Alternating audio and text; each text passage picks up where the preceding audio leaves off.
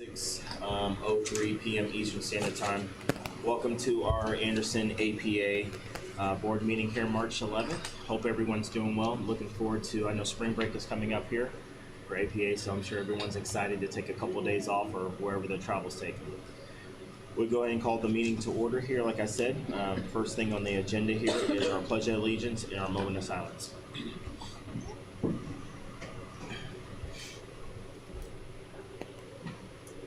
Pledge allegiance to the flag of the United States of America and to the republic for which it stands, one nation, under God, indivisible, with liberty and justice for all.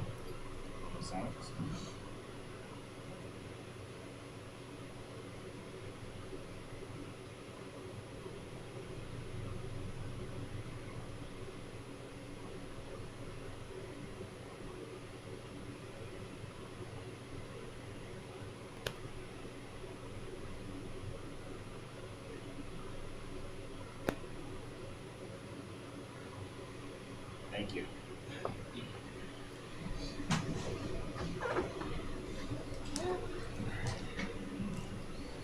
All right, first thing on the agenda, can I get approval as approval of the meeting agenda for this evening? I make a motion to approve the agenda. Second. All right, we have a motion and a second. Any further discussion? All in favor say aye. Aye. Opposed? Motion carries. Next thing on the agenda, any public comments this evening? No, sir. All right, thank you. Next thing on the agenda is approval of the meeting minutes from our February 11th meeting here. It should be presented in your packet and also online as well there too. It'll take a few minutes to go over that.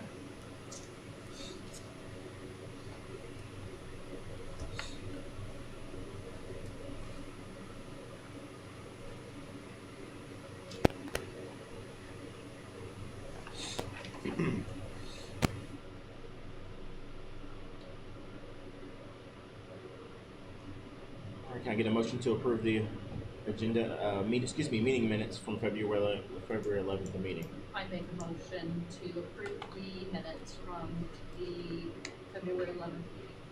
Second. Or fourth. Yeah. I'm sorry, Dave, what'd you I'll say? be glad to second that. Okay. Then we have a motion. Okay, we have Johnson a second. All Can't hear with the right. fan there. Any further discussion? All in favor say aye. Aye. Opposed? Motion carries. Thank you for that. Next thing on the agenda is the approval of the CEO report as presented as well. This was in our packet and also online also, so we take a few minutes to go over that.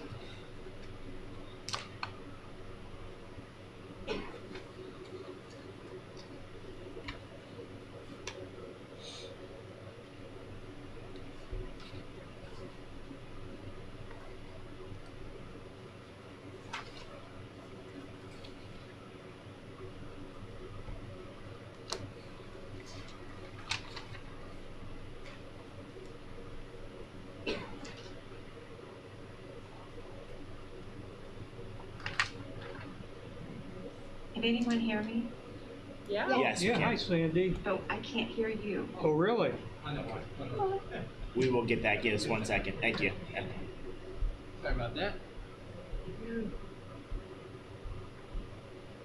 Now you can. There you go. That better? Oh, good. You're soloing tonight. All right, if any other, actually, we'll go ahead and move forward. Can I get a motion to approve the CEO report as presented for the March 11th, 2025? I'll make a motion to approve the CEO report. Thank you. We have a motion. A second. A second. Any discussion? I have a question. Sure, go ahead. So, I just wasn't clear. So the spring certified count, was that 754 or 755? It is 7:55. Okay.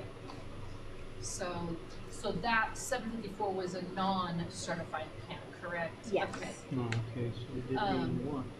I saw something come through an email earlier today that they're talking, and I don't know what phase it's in, but instead of getting like just a lower percentage for online students, that they're gonna fulfill that all the way up to 100%. Have you heard anything about that? They've talked about that for at least the last 3 sessions. Right now, because everything is basically a negotiation tool, I'm not sure where they're going to land on it. This has been a very interesting last about 8 weeks at this point, especially as you're looking at federal administration as well as state administration. And so I'll just say cautiously optimistic because that's a great place to be. But also we have been working on battening down the hatches and see where it all shakes out, because they are also talking about property tax sharing, and we have no clue what that would look like. I have challenges with this. I don't know that my counterparts would have the same, but my challenges are about equitable funding for rural schools. I know you guys know kind of my stance is I support school choice. That means all schools. Right. And so right now, the way some of the legislation is looking right now, some of the new grad pathways and those things do not seem to be benefiting that small school rural environment. Quite detrimental in some cases, especially with the high school grad path.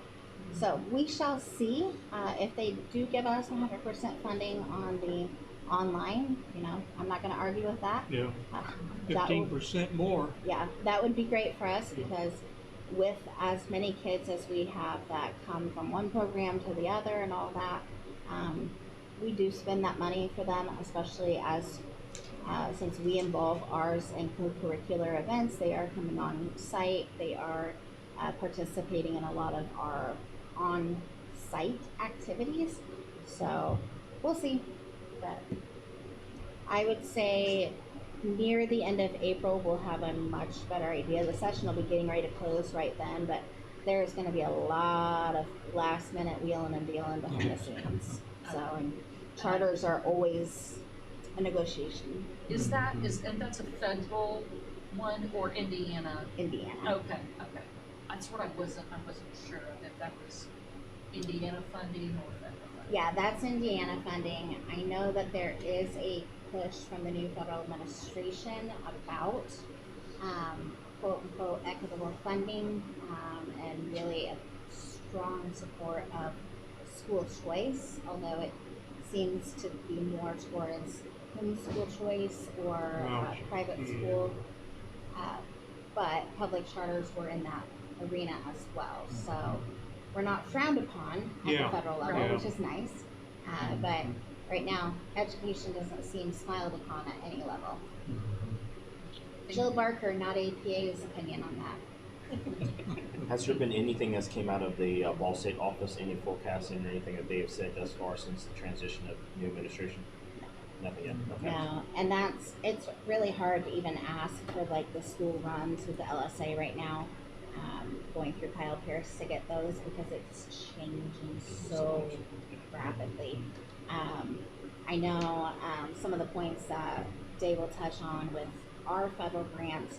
Anything that we currently have is secured, right? Indiana's already received the money. They can't take that away for those programs, but what it looks like in the future, I know that they're, our federal U.S. Department of Ed is quickly changing, diminishing, disappearing. So not sure, really. Yeah. We're waiting with everybody else. Maybe waiting a while too. Yeah. We're just at the beginning of 4 more years. We have plenty of time to get the new budget through and figure it out for next year, guys. It's fine. One question, and perhaps the way to ask is to reverse. You stated that most of our, I call them capital expenditure, in other words, the big projects, high dollar, mostly infrastructure of some kind, are on hold. What isn't on hold? Maybe that's the best way to ask that. Is there anything still Payroll. ongoing? Pardon? Payroll is still ongoing. Okay, Yes. good. Yes, we are getting Well, people that's good. paid. Big, That's big the check important there. thing. Our, Yeah. our audience, no doubt. They're like, yes, we like our paychecks. paychecks. Yeah, so right now, we're not doing any of our large products. We're getting ready to go into the RFP process. I feel comfortable enough, especially with the parking lots, because some of our parking lots are going to help us go visit other parts of the globe if we don't get those fixed. Ah, yes, I see what you mean. Yeah, 25th Street, a lot of those projects will continue. Okay. And it's going to be a timing on if some of these are June projects or if they get into July through October. Mm-hmm. So we've already put kind of, I want to say safety net, right? Mm-hmm. On if we can't get that where we need it to, we have another option. Especially to get the daycare going, Right. especially for the staff standpoint. So you think we may still meet our tentative schedule for an opening? Part of it. Okay, that was a I was concern very because I vague. thought, well, if we have pros work over there, and I'm not, I don't know all of the details on what we're doing, but that might imply that that would push us up further. No, because for us, because we have that 2 million, and not all of it can go to facility. Really, a lot of that facility would be from our other grants. We got to spend it while we got it, and so we will be making the moves we need to for that. But it has always been: do we just do it all at once? Do we do a staggered phase approach? It's really going to be like where the funding is at and what our crew can handle, and versus bringing in outside and all that. So. Can I, along that same question, can I ask about, like, when that's gonna be, like, announced? I know that Anderson Community Schools, I was telling Elisa, they just mentioned that they're opening a new preschool on the other side of town, so I didn't know what our, like, rollout. Do you know where it is, the location? I can't remember now. It's Eastview, I don't know. Yeah, I was just I'm saying. just curious. Yeah. We've not done a big announcement because I don't want us to do a big announcement and then not be able Yeah, to something open. come up, right? yeah. Yeah. Anybody that's listened to our board meetings, we got $2 million, guys. Go us. But Now that is the CSP Cohort 2 grant. yes, And now, will any of that, as you explained to us earlier, it's 24-month term, you have the planning phase, which is what we're in now, and then it covers, I believe, the first year operation. Now, is any of that going to be used for, let's say, cleanup, remodeling, any what I call CapEx projects? small amounts. Small amounts. Because it can only be used for very specific. Yeah, seemed like it was pretty narrowly channeled, yeah. They really don't want that funding to go into a lot of big renovations or anything like that. What it will be and is being used more is the decorations, buying all the classroom supplies, hiring all the people, getting a navigator to help families navigate the CCDF funding and apply for that, training for everybody, and all of those really big pieces, building a new playground, getting extra small mini buses so we can transport. They'll be handicap accessible mini buses because we don't have a handicap accessible mini bus yet.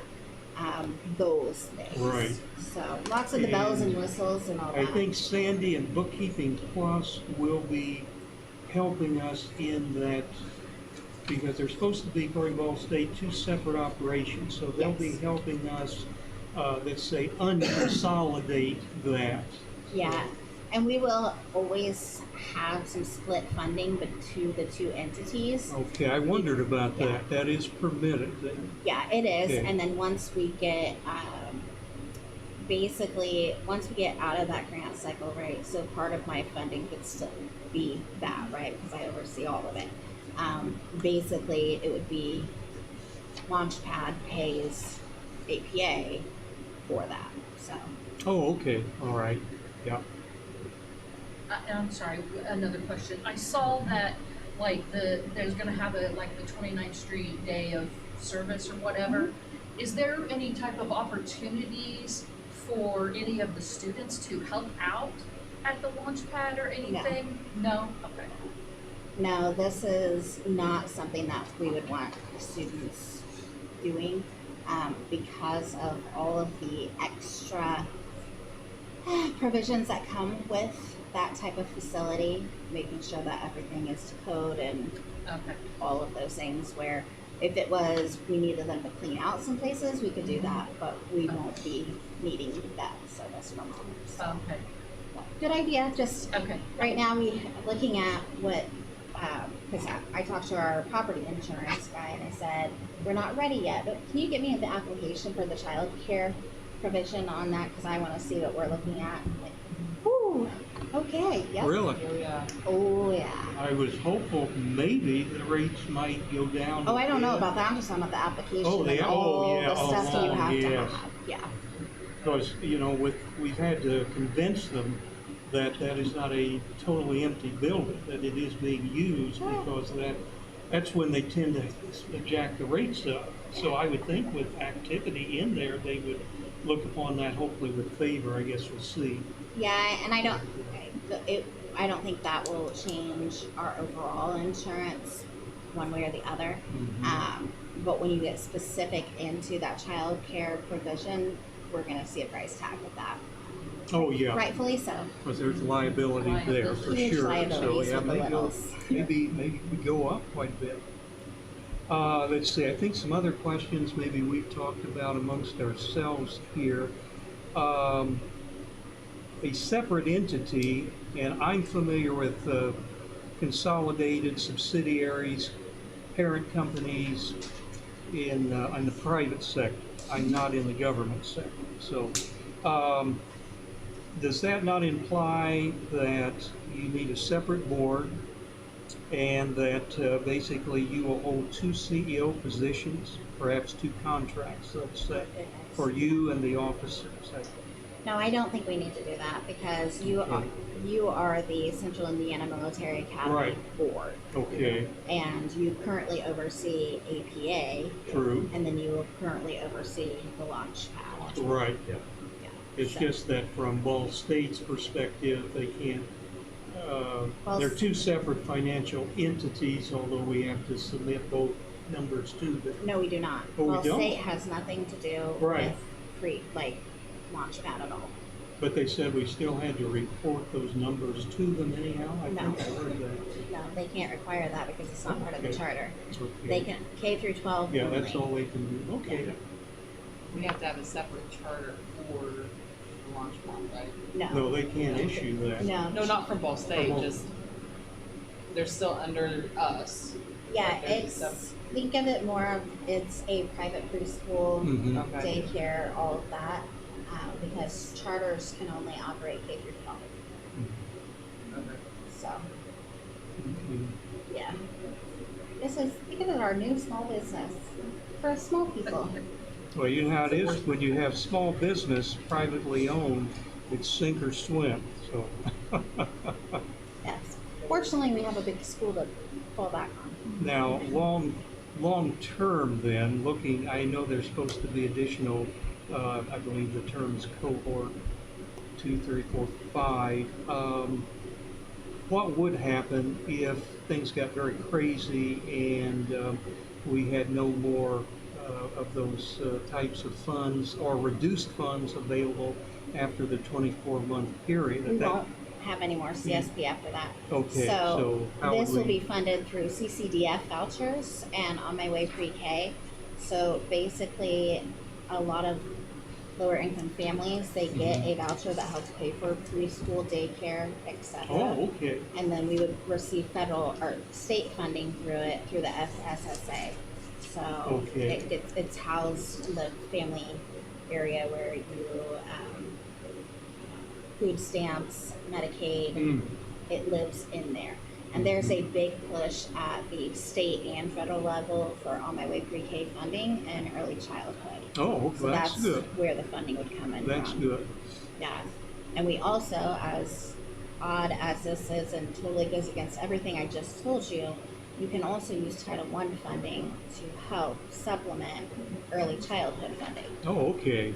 which then we as APA would be paying APA Launchpad Title I funding to provide that service for a specific group. Okay. Then we'll also get into some of the funding with Head Start programming and those avenues. Okay. I think that maybe relieves some of our week. Again, my background is a little different. I think it sounds like this maybe is going to be a favorable situation because you're going to have a free flow of funds going back and forth, no problem. And especially getting it started, the biggest push for us is being able to provide that service for staff.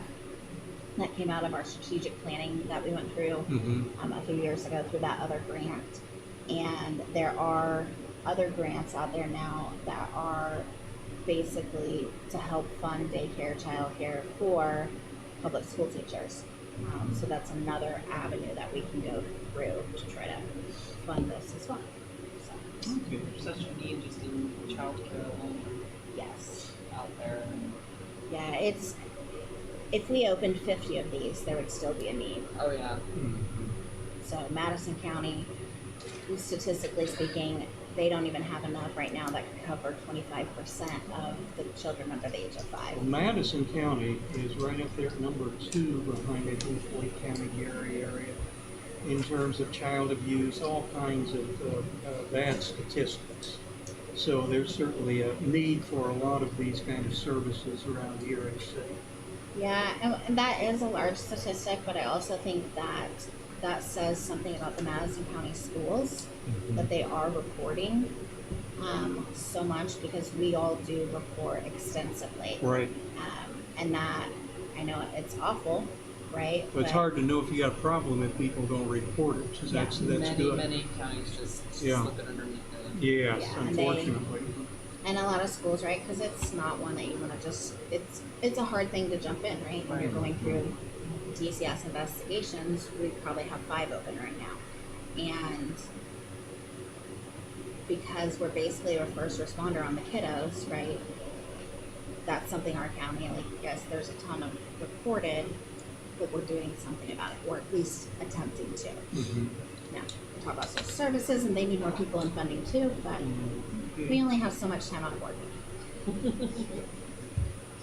I could go on for about 5 days. Does anyone else have any further discussion? Well, one thing I like to say is we like to do our celebrations, so congratulations to the girls basketball team for doing the regionals. The boys basketball team to get into the section runner-ups as well there too, and our esports Fortnite team as well there too. That's an excellent job, and great job to everyone at APA. It's doing well. Esports in my state tomorrow. If you want to Awesome. hop on twitch.com, I gave you guys the link. Okay. Twitch. All right. Never heard of that. I haven't either. What? Oh, our communication director, who will speak to you later, will also be posting that. Oh, very good. Thank you. All right. All in favor say aye. Aye. Oppose? Motion carries. Thank you for that report. Next thing is our financial reports, our approval of a board treasurer report, and also our monthly financials for January. Mr. Ashby, turn it over to Okay, I you. think everybody has a copy of the script or cheat sheet if you prefer. And I did send out over the weekend the actual pre-meeting financial review. We won't discuss every single item that was brought up in there, but we'll just try to cover the highlights here. So it's sort of a reference device or reference document for you to use now and later. Again, pretty much our familiar format here. I did change my text a little bit because everything, including the month of January's results, seemed to fit into the one question: what has changed since our last board meeting? So I pretty much summarized my bullet points here. So we will just sort of try to follow that here. And you see a familiar format. The top numbers are concerning what our latest projected year-end results will be. And then the bottom summary at the top there looks at just the month of January, and then we throw in a few other assorted stats that we always like to follow. And we then first take a look at what we had projected at the end of December with what we're now projecting at the end of January, and then we compare that to our amended budget, which we adopted at our December board meeting. So again, I think this is pretty much our same old familiar format. And the first thing that jumped out at me is, thanks to BK Plus, and I appreciate you doing this, the footnote on our big cash flow spreadsheet says that March through June's basic support has been updated from the period March to June. So that reflects the additional 22 people that we had a reduction of from our second ADM count.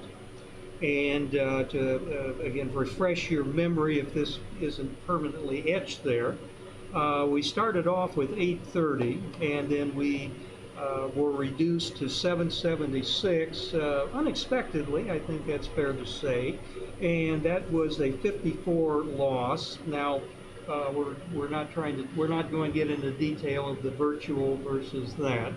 But and then, of course, unfortunately, in February, we lost an additional 22. So we do know that the cost of that loss is going to be $147,596. And if I recall, we lost about 507,000, I think, from the first ADM count being so much lower than we expected. So any entity, even the Rockefellers perhaps, that's going to be a little bit of a stomach punch to absorb that much of a loss. Well, then we move to my second bullet point, which is that I did notice that our adjusted loss, and as you all recall, we've heard this tale many times, when we got the facilities grant in the amount of 500, I'll call it round up 520,000, we got the money up front in April of last year, but we're in the process, or we're trying, let's say, to spend all of that this year.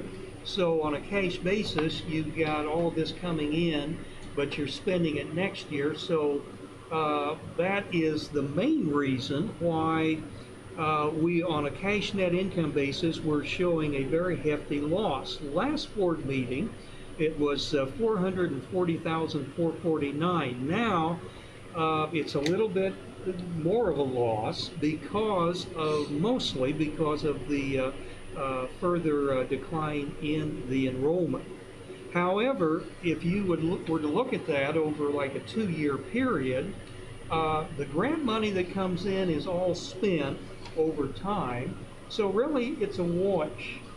And unfortunately, the numbers don't show that. So that's why I spend a lot of time sort of rehashing that, because I don't want anybody thinking, oh my gosh, they're going to lose 587,000 some dollars.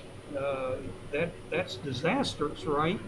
Well, hopefully not, but I think it's a more accurate picture to say that if you do add back the facilities grant, last board meeting we actually were a little bit above break even, I think, on a practical economic standpoint. However, now we are not break even. Can't make that argument.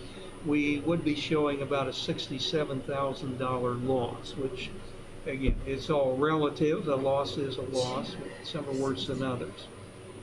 And I think that's probably about all we can glean from the top section there. Then I go below to the month of January. And this time I've sort of tied it in with the end of the year projections. Also, you will notice that our cash balance, ending cash balance, we're now projecting to be a very historically low $205,000. And we certainly would like to see that higher. Last month we were projecting 377. That leads us then into January. January is a very easy report for me to give. As I put down here, you can 3 words describe it: no innovation grant. And I was so pleased to see in Jill's February CEO report that what is it, 491,400 came in right at the tail end of the month. They made us sweat as long as they could, I guess. And this is another reason why, and of course January's figures are awful, as you would expect, because we typically get the first installment of that $1 million plus state-funded innovation grant in either July or August, and then the second installment January. Well, with a very low ending cash balance, or cash on hand, which actually at the end of the month of January, as you can see there, is an unheard of 60,042. I almost brought that hat I wore for medical reasons on top of my bald head, and I thought we could pass the hat maybe to help. Now, we will recover. That's the good news. When we get that installment grant, or the innovation grant rather, in, we will recover.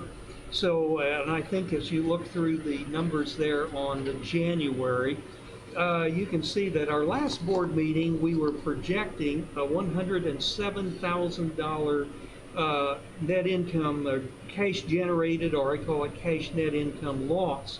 Well, unfortunately, there was no title money coming in, again, for about the third month in a row, although none was budgeted. But without that expected shot in the arm there, certainly it increased loss to $362,000 and reduced that cash balance down to $60,000. But now that we know that that is in the fold for the month of February, February's results, let's see, where did I put that? I got that squeezed in somewhere. Let me look at my text below here.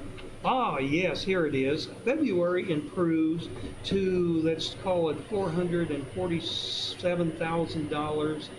That's a very good bottom line for us. And ending cash, maybe a little over 500,000, so we can breathe easy on that. Although the cash on hand, as you know from our cash flow statement, we have cycles that are pretty much consistent historically. And as I have bored you with before, I think maybe we generate cash, we have cash profits in maybe 4, maybe 5 months of the year. And that's, we make hay when those big grants come in, and the other time it's not a bad thing that we have a cash loss. It's not cause for panic. So anyhow, now we did get one bright note on January. We did get the $76,455 secure safety grant came in, and that was as budgeted. So that's always good when that stuff comes in, when we think it will. And let's see here. Also, as is often the case, total expenses had nothing to do with the bad bottom line, because they came in at 114,000 below budget, which is good. Although somewhere in there I did point out that there's a catch to that, in that if we're behind work on our capital expenditure projects, or we sort of slowed them down or froze them for good reason, that will show, that would show up as an unfavorable, or no way, that would show as a positive cost or expense variance. Almost confused myself there. And it makes things appear like, my gosh, Jill's really taking the hatchet to everything. Some of our friends in the federal government, no doubt, would have really approved of that. However, you have to always be careful to interpret the numbers correctly because you can draw the wrong conclusion. That's kind of like the food service reimbursements are kind of a red herring up there in the income. They always make us look bad because they make us under budget when it's just a matter of timing. So one does need to keep that in mind, and I have the details there in my report that you can get into if that's the kind of stuff you actually like to read about. Normally expenses come in below budget on the whole. So when most of our problems usually is timing problem up on the income, the revenue side, not so much in the expenses. So that's good. That's very good. Let's see. I always report our accrual net income on a monthly basis, and that was a negative 60,000, and that will vary sometimes quite a bit from our cash profit on a cash basis. And we're doing pretty good for the year, July through January. We're showing about 441,000, so that bodes very well for the next item I have there, which is our friend, the debt service coverage ratio, and that's cumulative. So it's very difficult to forecast that for the year end. We don't try to forecast our accrual results for year end. And we need that at 1.25, and we are now at 1.46, and we seem to be doing pretty well on the bottom line. So that bodes well. I don't think we have cause to worry about that. Somewhere I mentioned on here, or maybe I did mention, I think sub-expense is up a little bit. I believe we budgeted, I think it was about 95,000, and we did move some of the sub-expense to kindergarten, I noticed. And also we added a new category. We allocated some to the G&A, like 2,000 or something like that. It looks like, I think it's over 100,000 now. I don't know if I put that. Yeah, here it is. Sub-expense is a little over budget, 103,806 versus 95,460. Now, that's not really a problem, but anyhow, we always like to track that. Yeah, and I'll make a note on that. Sure. So if you see it move down to G&A, that's where we've had subs for Miss Armstrong or Miss King. Right. And so Sandy's actually removing that from that top part where we budgeted it originally and moving it down. Okay. We will see increased sub-expenses. We did have maternity leaves, and we do have some staffing finagling that we had to do that I outlined in my CEO report. Finagling, this person hear that it's fine. It works. It's chessboard. Hopefully we have no auditors listed. Oh no, they're not till next month. They're fine. Oh, okay. But you'll see our instructional expenses are going to go down some because we have moved our permanent building sub into a teaching role. Oh, yeah. And so you'll see kind of that fluctuation. Mm-hmm. And then hopefully at the end, after spring break, but I'm not fully sure how are we doing on our TPA. All right, so you'll see probably in the May financials, or June financials, that our instructional expenses will go back up because we will have another certified teacher. Okay, let's see. Now I do try and find it here. I didn't want to read all of this verbatim here, but let's see. Somewhere, okay, yes, I think it's in my, my fourth bullet point there, financial uncertainty. Of course, we know that that's increasing, not decreasing. And it's about 18.6% of our total projected income is federally funded, 6% from lunch, and then the rest from various grants. And I continued again, every month I'm breaking that out on my tables so that we can see what might be at jeopardy. And a lot of the questions I had here, I think we've answered with our discussion on CE report. CEO report, excuse me. One risk item that we may have to consider at some point, the health marketplace has saved us a lot of money. Right now, we're projecting net health insurance premiums, $329,000, and last year, after payroll deduction, that means net premium $477,000. That's about 148 savings, and then we do need to reduce that by the 46,000 TPA expense, and but still, that's good for us. But we know that some are still determined to alter or junk altogether the federal or the marketplace. So that's an additional risk that, who knows, we do have to be aware that that would not be a good thing if that went away for us. But If we probably knew, it would make it so much more boring. This is great. I like being on my toes every day. yes, All of that's- it. well, yeah, we're glad you're on your toes. We feel better about that. Let's see. I think we can wrap this up pretty quickly. Then let me read through some of my wordy verbiage here. Someone said, "Well, you talk just like you write." Yes, I've noticed that. So, and I used to be a teacher, so I'm sorry. My email texts are longer than anybody's, but that's basically what I would say if I was talking to you on the phone anyhow.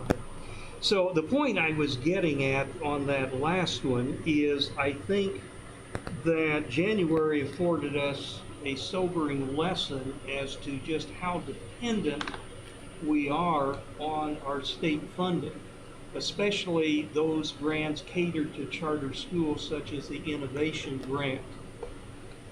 Because Ball State likes boards that deal with strategy and long term. Well, during the life of this board, I've been on it since 2010. This is something we've always struggled with: is what would we do if we had to survive on basically state funding alone, that's state tuition?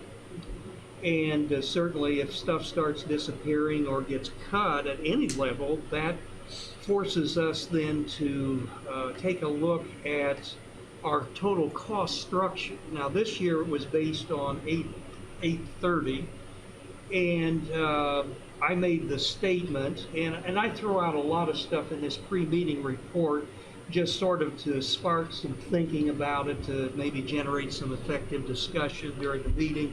I personally can't say I've seen any evidence that next year we are going to be much higher than maybe around 750, 760.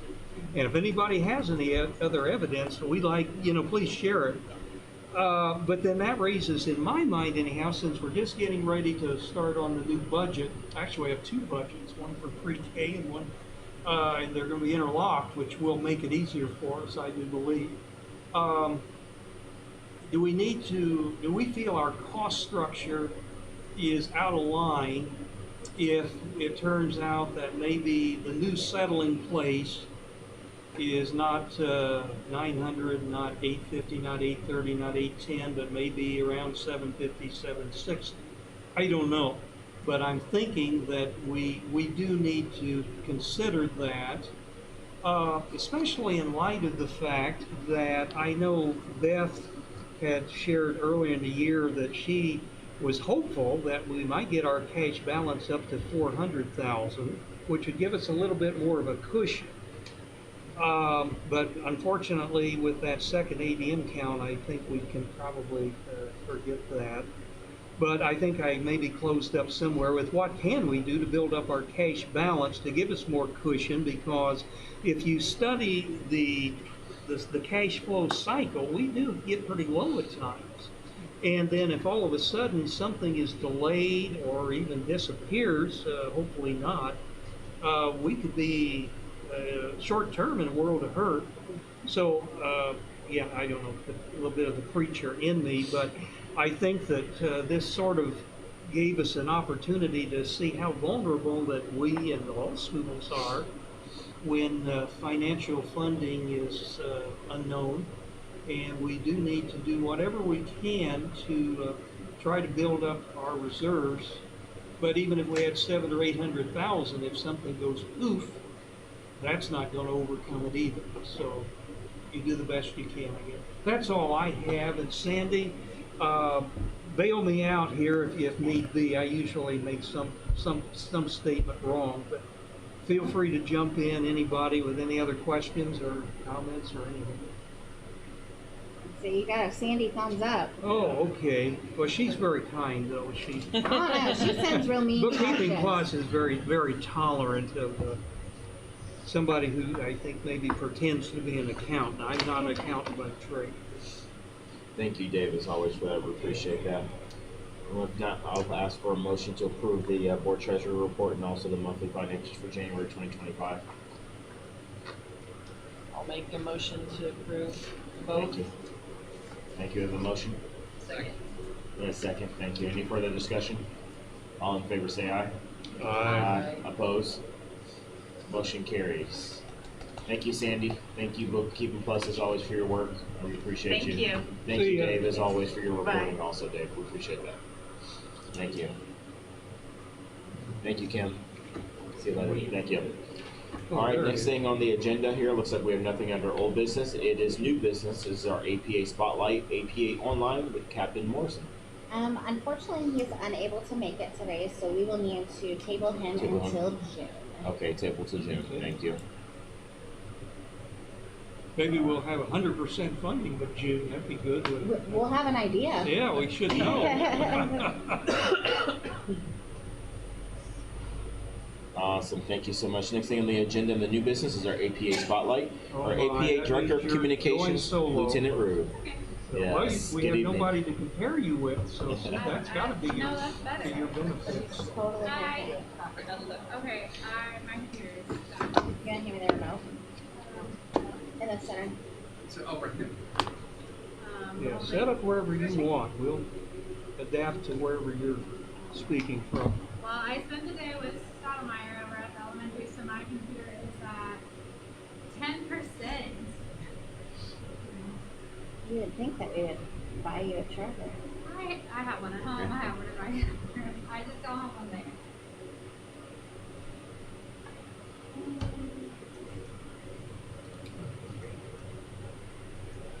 Oh, I will do introductions. I kind of know most people, but I don't know everybody.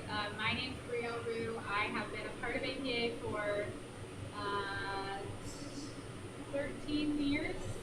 Yes. So I student taught with Jill in Yeah, the fall of so- 2012, and then for my second half of student teaching, I spent with Dr. Maxfield, who is not, she's not here anymore. I won't say she's not with us.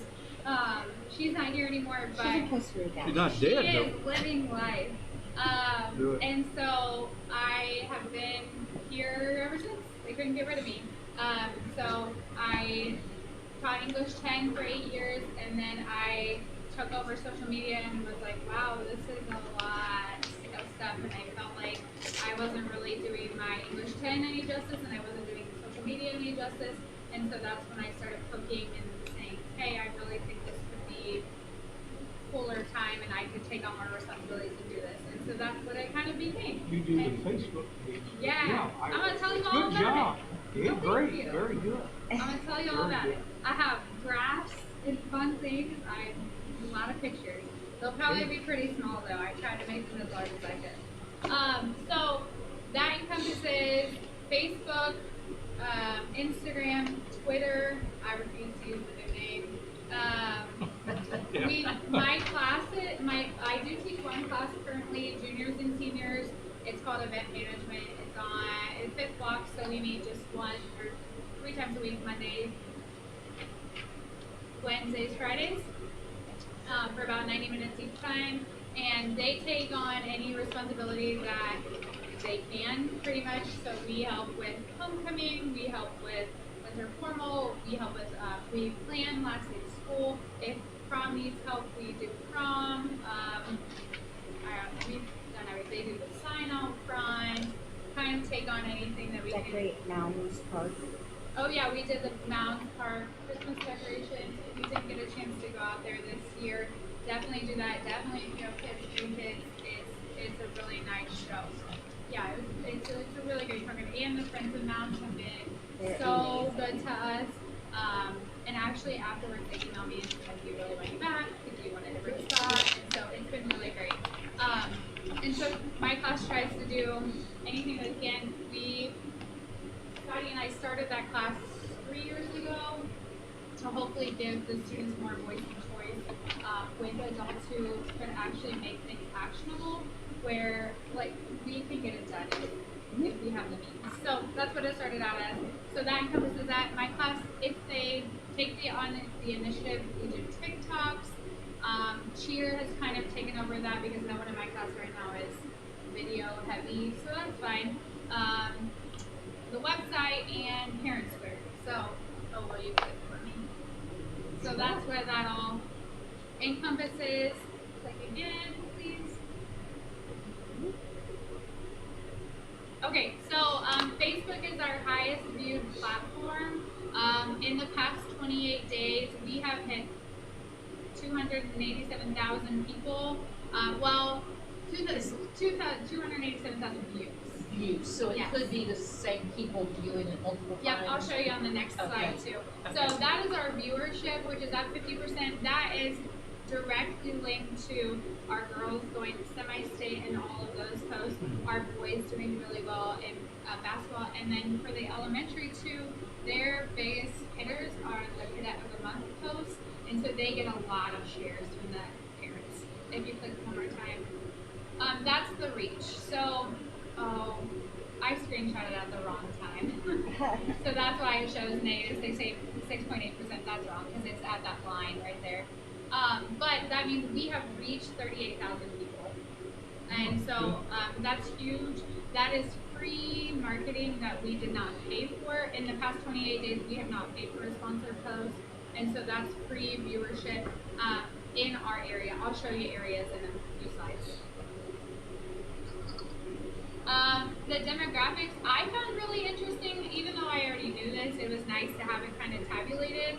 How most of our viewership is women. We knew that most of our viewership is my age, and so that's kind of nice to know that I forget sometimes. I forget that I have school-age kids and that I'm marketing now to myself, where when I started this, I was in my 20s. I've been doing social media for AK for 10 years, and so I was in my 20s. I didn't have kids, and I was marketing towards older women in my brain. And so now it's like, okay, what do I want to see? What do I want to see from kids? And because that is our main market, 25 to 44. And so it's just really interesting. But it's also good to have that reframe that we do have the older generation of women raising their grandkids and doing those things. So it's just good to have that in mind. Views, this is how they break down. I like this, especially with our video content. I know my flaw is video content. I do not consume video content very regularly. It's just that's not how I like to view social media. I'm not a video person. My husband, if he sends me a video, he'll tell me what time to start it at and tell me how long I have to watch because he knows I want to. And so I know that is a flaw of mine, and so that's why I reach out to Parmisha, our cheer coach. She helps with the TikToks and the videos and the video content. But it is good. This is a good reminder for me to see, on our videos, people are watching, but they're not watching for very long.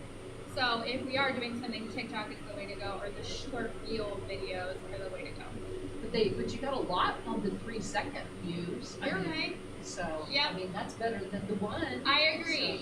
So it is interesting. I like, my favorite one on here is the content interactions. That means people are actually clicking on the pictures, scrolling through the pictures, or clicking on a link, as the 600 people do, whatever we link, whether it's the Stitch stream or Twitch stream, or our website or something. So that's the one I like the most. These are our views. This is what I can see in Meta Business, actually. It shows all of our posts, and I filtered them by views. I know it's very small, I apologize. No, that's okay. So it shows what our top viewed post is. So sectional, our girls sectional one was the top view with 36,000 views.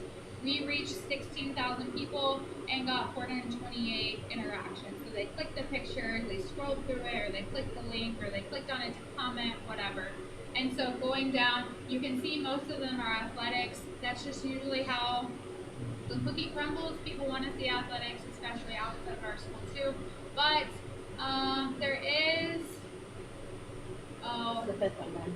is it? Oh yeah, the elementary. Okay, I was like, oh no, did I leave it out? There is the Cadet of the Month elementary one. Elementary parents are just more engaged, and that's just how it always is. So, this is our number one book. I made it bigger for you so you can see. Yeah, free advertising. Great photo. Our sports are winning. So. Hey, we will take it. Yes. So right now, I like how it says how we got the views. So 15 minutes, we got a view, and then up to 7 days. From followers and then non-followers is my favorite part of this slide. And non-followers to 81%. That's what we want. We want non-followers to see our content, to engage in our content, to see us pretty much say, hey, oh man, 81, that's awesome, and have that conversation with them themselves. Location, there you go, I broke it down for you. Anderson, obviously, Muncie, NDH, Chesterfield, all those good things. I like Fisher's Yorktown too. You can go. Another happy post or another popular post, Lacey Hoseman won one of the best in Madison County Awards for best teacher. We had 2 nominated, Amy Wiles and Lacey Hoseman, and Lacey Hoseman actually won. I think they named the top 3 winners. She's a winner. She's a winner. I like her. We know her. Yep. This is Instagram.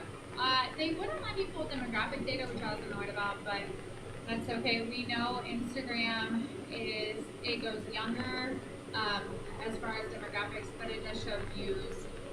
The followers and non-followers is always my favorite because I want to see who is not following our account, but who is still engaging in our content. Instagram, our top viewed is the same kind of spiel, right? All sports, which is fine. This is where we receive the most cadet shares. I won't say kid shares, but cadet shares, where our cadets are engaging in our content and sharing their own content. The 1, 2, 3, 4th one over with just the gym. That is actually a video of Lincoln Fathar scoring his 1,000th point, and that got a lot of shares within his social circles, all that stuff. So it's interesting to see who shares what and where, and how far our reach goes. There you go. Twitter, I had to pay for insights. I'm not doing that. So we usually, I just put out our athletic information. Rob Hunt, who works over at the Herald Bulletin, who is a friend to APA, that's his primary platform. So I try to put a lot of our sports content on. I could do better at posting on Twitter, but it just. Isn't there a thing that when you post on Facebook, it also goes to Twitter? Yes, but I am an English major by trade, and my words are pretty linked, and Twitter does not let me go the. So sometimes I probably would, but so I usually get cut off on Twitter, so that's why it won't let me. It's because you won't pull it by its name. I won't. I really won't. But I just, anyways. Parent Square is our parent communication platform. It is what Remind is this year. Parent Square bought out Remind, and they are transitioning and will eventually sunset Remind, which I was very sad about. But Parent Square has its perks. I mean, I feel like it's user-friendly-ish. It works. I like the data. I mean, it shows how our teachers are communicating. We don't communicate on weekends, which is A-okay with me, and we communicate during the week. So it shows who posts the most. Obviously, elementary is the most active. That is to be expected. And then going to the academy, pre-academy, which makes sense with our enrollment, and then the virtuals, which is okay. They just have lesser students. But they have a ton of DMs. Look at that. I say they do a lot of messaging, and most of those are probably from the kiddos. Yes. So. And I'll go more into that next. will you go back? So I just toggled it between posts. This is like posts in a classroom so everybody can see, and the next one is direct messages. So then I thought that was interesting. I liked that. The elementary wins again. Congratulations. But yeah, but the virtual school is right up there too. I bet that it's interesting. So But what's I- like? I'm sorry. I want to say, I just really like that you can see that off hours gaps that we're actually It means respecting our that. teachers are actually holding boundaries and actually sticking to Yeah, I and love it. yeah, that is something for us, especially as part of the strategic planning point over the last several years, is we want them off on the weekends. We want them off on breaks. We want them off in the evenings, because teacher burnout has been huge, and especially when we were going through COVID and you had the contract tracing and be on all the time, right? Like, people were losing their joy. So that's actually, sorry, your presentation's great and I love all the data, but that makes Yeah, me happy. I was pretty happy to see that too. And I went through, I was like, wait, what's happening? And I was like, Weekends and President's Day. yep. What was your question? Gigi? I would the daily digest. What is that? Like a synopsis of everything that was Yes. sent out today? Okay. Yeah, so parents can pick how they get their notifications, so they can get them instantly, whether if that Because I is their need them choice. both. So. And if you get the daily digest, you just get one with all of your notifications for each thing. The thing about admin is I can decide if you get it how you prefer, or I can still push it on you. Sorry, but I just usually if I'm sending you something, it's important. And if I'm sending it to you, it's sign up for the fan bags. The next one is, this is staff usage, how much of our staff is using it, and it talks about how many they post within the last month. So they have gone up, which is good. Lorna Tinkle is a pre-academy teacher. Reagan Fraley is a kindergarten teacher, which makes sense to me. Heidi Bradley, 3rd grade, 2nd grade. Yolanda Simpson is in the pre-academy. Darlisha is our pathway specialist, so she mainly deals with seniors, and I know she sends out a lot of things. And then Betty Van Alstyne is 4th, 5th. This goes from posts to now direct messages. Who is sending the most direct messages to and from parents? Elementary, pre-academy, elementary, pre-academy.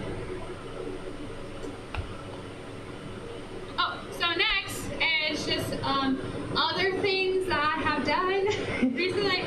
It's just all encompassing. We recently were renewed as a Purple Star school. And we first applied for it in 2020, got it, we renewed in 2023, and we will renew again in 2026.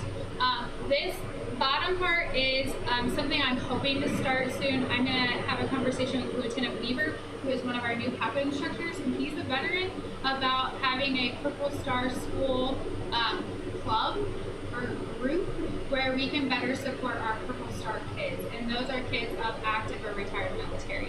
I just think that'd be really great. There's actually a federal level of Purple Star School support, so I think that would be really cool to bring that in and see how we can better support our military families.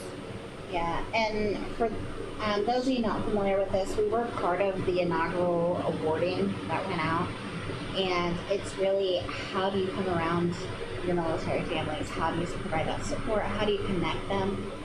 Especially, when we have family members that deploy, like how do we stay connected and help them be a part of their kiddos' lives still? So it's a pretty cool thing. We thought goes hand in hand with obviously our mission, and I think that would be a really cool group.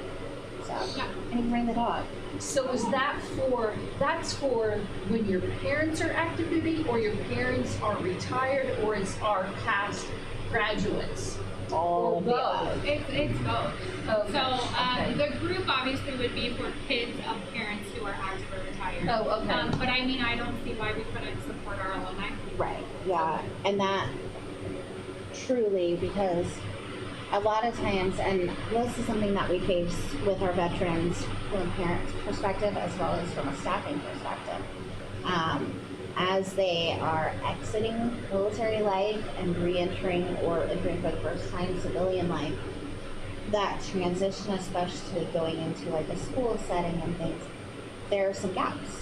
And so being able to be aware of that, where, okay, we know, their parent is coming home, that's going to be a big transition for the kiddo, too. Not only the kiddo, but also the adult. And the adult is going to be like, well, I've been on deployment for 9 months of every year since my child was born. How do I look at grades? What is important? How do I know all these things? And so as we get better at this and know more about who those families are, the stronger supports that we can provide them and their kids. Next. Next is Family Friendly School. They didn't have a cool picture Oh, yeah. online. But last year we were emailed about potentially becoming a family friendly or a distinguished family friendly school through the IDOE, and we looked at their parameters and thought we could do that. Our families are engaged, our families are here, we provide different things, we do different things. Let's put out a survey and see if we can meet the distinction. And so we did, and we did. And we were the first and only Madison County school to be a distinguished family friendly school. And so right now we're going through the renewal process. Hopefully you filled out the survey that I sent you last week or 2 weeks ago. And that's just part of it. So now we get our data back before May and renew, not recertify. Yeah. And that really helps us.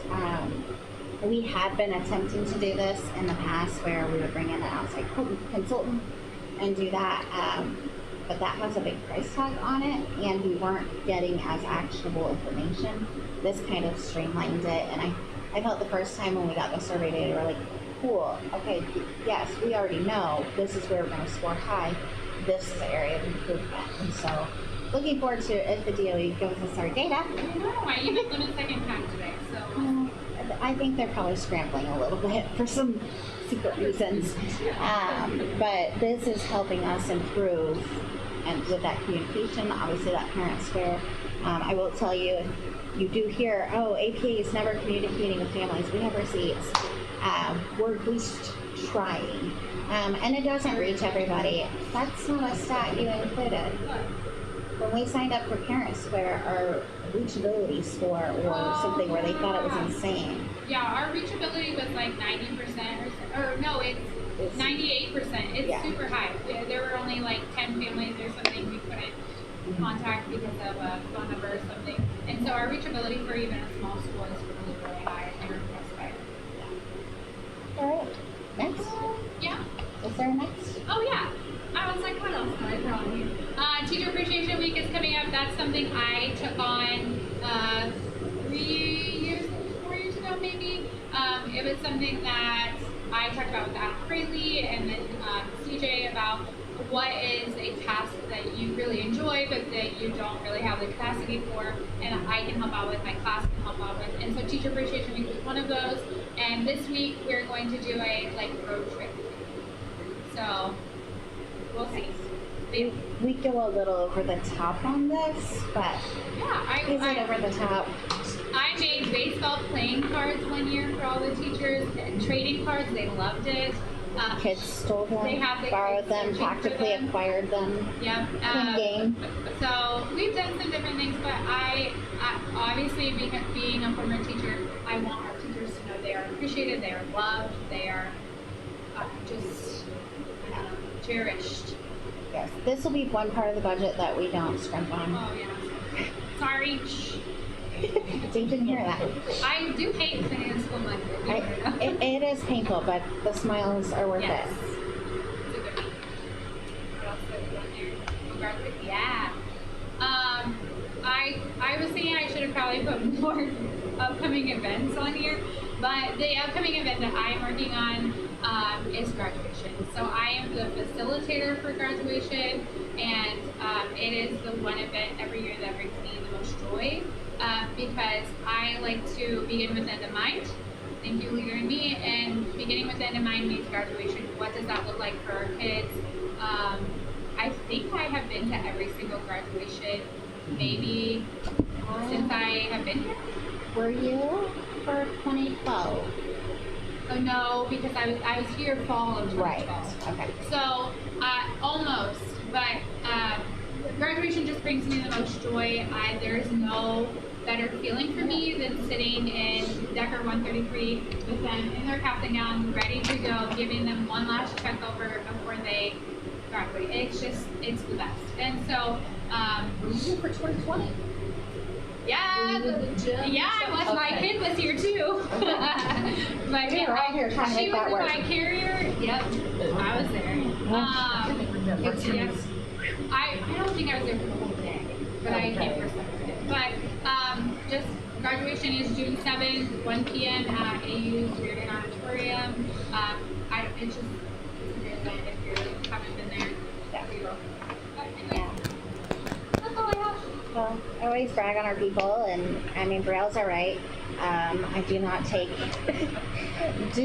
any credit for any of the mischievous things she does. However, she has really pushed us as a school to become more engaged with our families.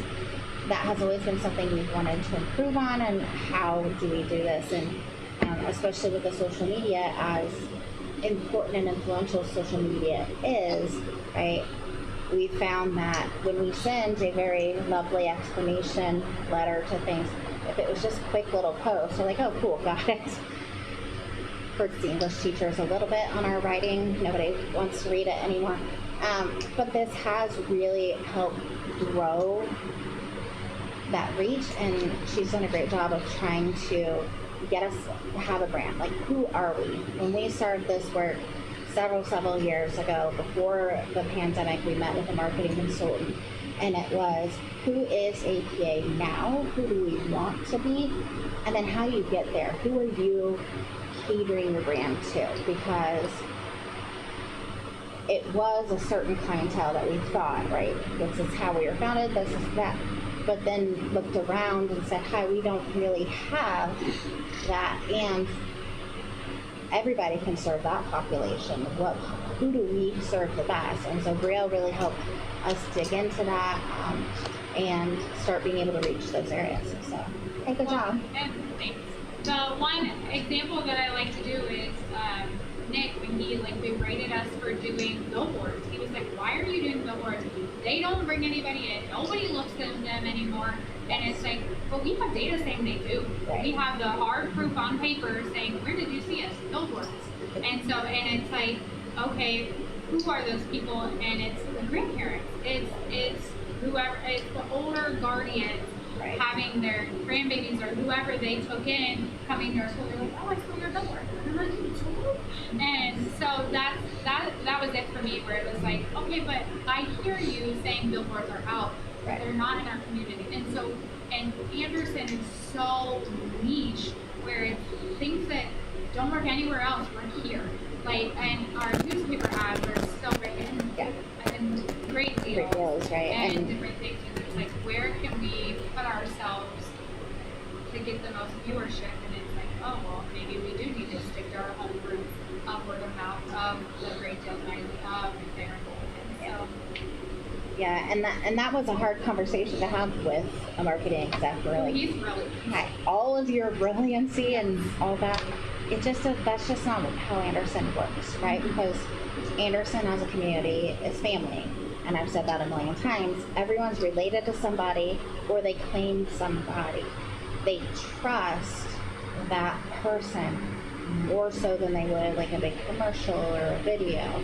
And so the more that we are there showing those things, and they're like, hey, I've seen that billboard, but I also saw those kids outside hanging the flag, right? Or we saw them here at a day of service. A bunch of your kids came to my place. Oh my gosh, they were amazing.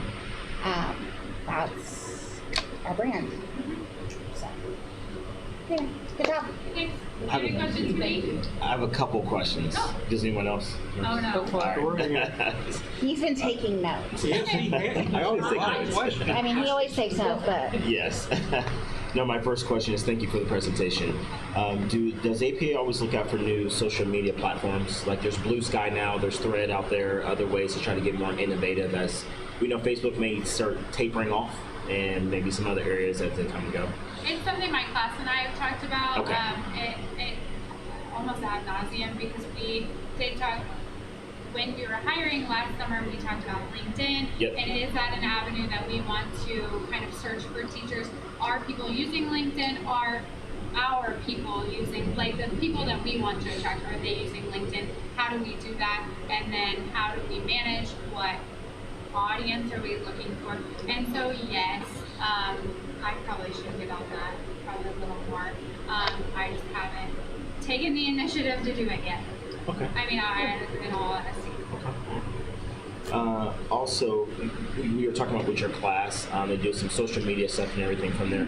Is there any opportunity that if you can work with, like Channel 8 in Indianapolis has the youth program, Circle City Broadcasting, where they do stuff with the high school and the colleges as well there too? If you see stuff like that, opportunities, I would love if you could forward that to me, because I have reached out to Channel 8, Fox 59 a few times on different stories that we've done. Yeah.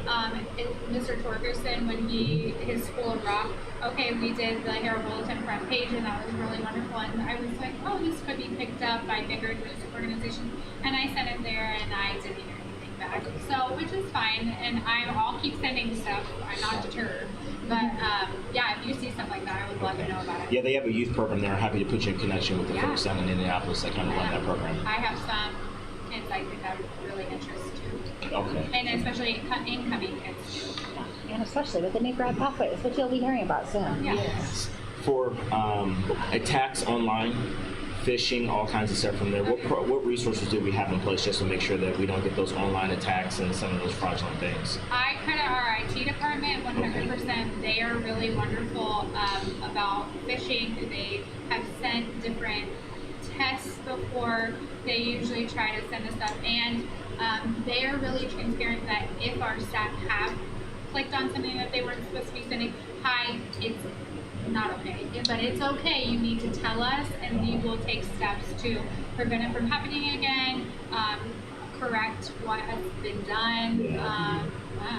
Yeah, and I mean we do a lot of cyber attack drills. I was thinking other attacks. Well, those attacks. Yeah.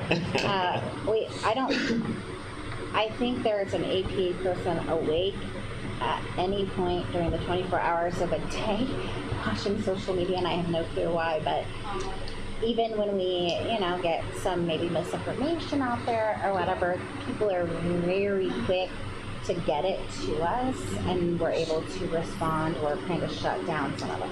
That's the attack that I thought you were going with. Good, I get screenshots all the time. Okay. Hey, have you seen this? Hey, it's making you aware. Yes, and it's a lot, and people come at me all the time, and I am blessed to be 34 years old now, and with a ability to take a deep breath and separate myself from the persona I have online, and I know that I'm gonna go to bed at night. I'm gonna go home to my kids. I'm gonna it's just not that deep for me. And yes, it's your child, and I know that is super important to you. Yes, it's a school. This is where they live 8 hours a day. And yes, it is really important. But we can go about this in a humane way, and I will kill you with kindness before we have a mean exchange online. Saying, hi, this is great. I would love for you to email the correct person that you need to speak to get this resolved. Or hi, I know you have seen some of my retorts online, and I try to just be as like, hi, great, we can talk about this. Or hi, if you really have a true issue, come in. I would love to speak to you. Or can you call me? I would love to talk to you about this. Or hey, why don't you email the person that you're really upset with so we can resolve this quicker? And I'm always like, hi, you can email Jay Barker at @APA.org. But don't all do it those emails go to the invisible folder, right?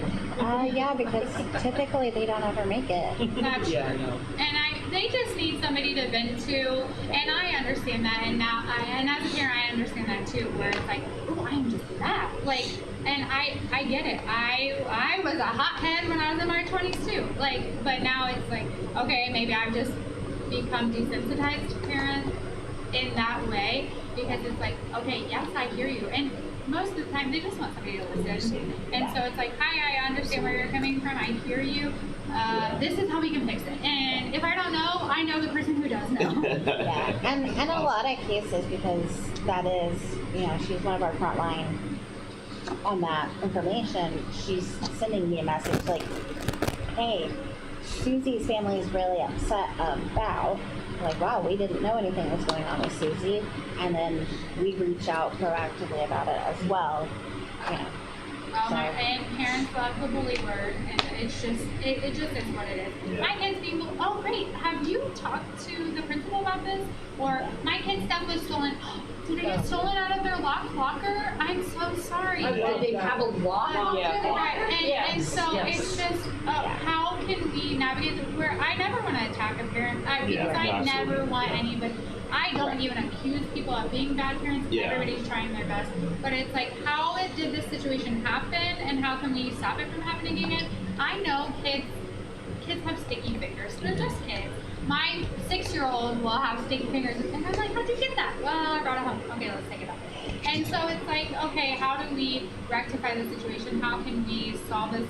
Okay, let's keep a lock on that locker until we're ready to leave, and then let's put the lock back on. And so, I don't know. Parents are parents. They're people. I'm human too, and I try to admit when I'm wrong or I don't know, or if I just messed up. Because why not? That's what they want to hear too. And most adults, I feel like, won't come out and say it. Like, oh no, I was wrong. Sorry. I'm human. I am. One last question I have for you. If there's anything on your wish list as a director of communication, what would it be? 1 or 2 things that you would request from us?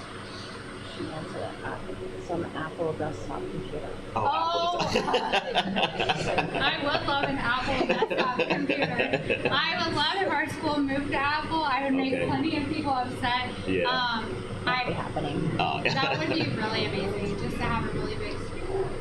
But, I mean, I have been blessed to have a listening ear if I have a crazy idea or if I have a crazy dream. It's never no. I mean, it's usually we can't do that right now.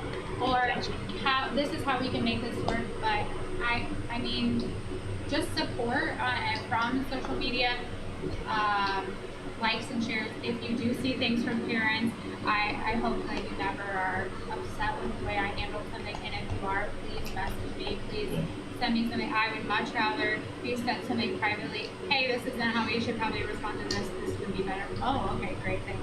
Like, but I mean, I love my job. I love the school. I wouldn't be here if I didn't. And I'm blessed. Thank you so much. I'll work on the Apple for you. Look, she didn't even remember that was on her. Yeah. I didn't. I should have kept my mouth shut. Sorry. Well, I did already crash one computer this year, so I'm sorry. Awesome. Well, thank you for that presentation. It was under warranty. Yes. Excellent timing on that then. All right, does anyone else have any further discussion this evening? Can I just, I'm just going to throw it out there that National Honor Society is doing inductions this evening, and they might still be going on. So I would just encourage anybody to go check it out. I gotta say, at this point, Or it might be based off of the founding NHS people in here, they're probably eating pizza in the cafeteria, but there will be plenty. There you go. My kiddo has not made her way down here yet. I know, so. mine either. No text. There's like 30 pizzas and 15 things of breadsticks down there, so shout out to Pizza Hut for a good discount this time. So. All right. Can I get a motion to approve, a motion to adjourn the meeting this evening? I'll second that. Okay, motion second. Any further discussion? All in favor say aye. Aye. Oppose? Motion carries. Thank you for everyone for attending this evening's March 11th evening meeting. We do appreciate everyone in attendance. Hope everyone has a great spring break or whatever else is coming up. Our next meeting is